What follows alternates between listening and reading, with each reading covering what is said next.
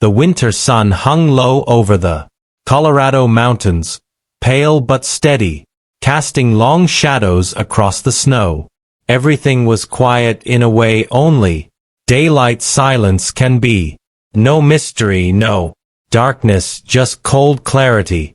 Jack Miller was kneeling beside the wood stove, inside his small log cabin, feeding another log into the fire when he heard it.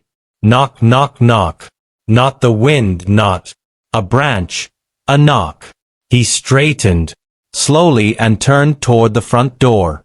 Standing on the porch was a dog, a female Labrador retriever, her golden coat damp with melting snow. She looked thin, exhausted, and unmistakably pregnant, her belly heavy and low. One of her front legs was injured, the fur rubbed away to reveal swollen, reddened skin. She trembled not in fear but from cold and fatigue. She didn't bark. She didn't whine. She just looked at him. Jack opened the door. The dog didn't step inside.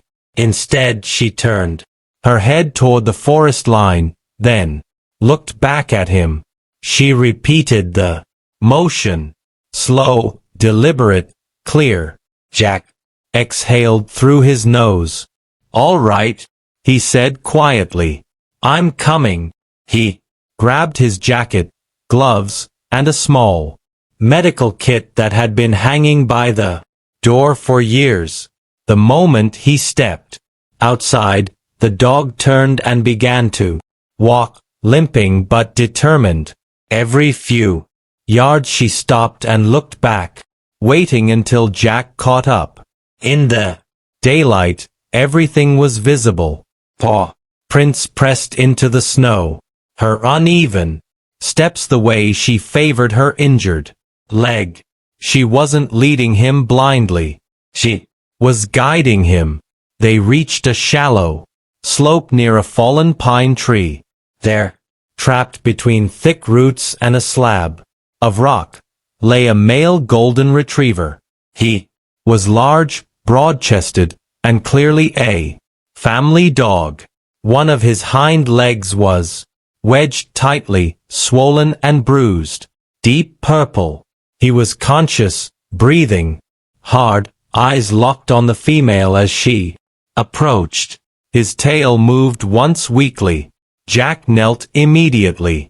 It took nearly an hour, digging snow away with his hands, using a broken branch as leverage, shifting the rock just enough.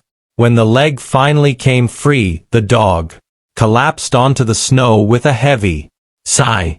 Shaking from pain and relief, the female pressed her body against him, licking his face, steady and calm. Jack brought them back to the cabin using his old wooden sled. Inside, daylight poured through the windows. Jack cleaned and wrapped the male dog's leg and laid him near the stove.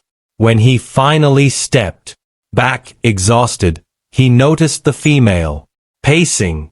Her breathing was fast, her body tense. He understood immediately she was going into labor.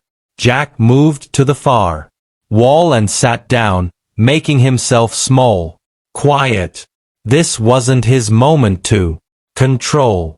In the soft light of the afternoon, 3 puppies were born, tiny, fragile, alive.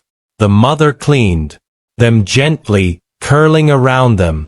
Instinctively, the male lifted his head and let out a low, steady sound. Not pain but peace. The days that followed were simple. Jack kept the fire going.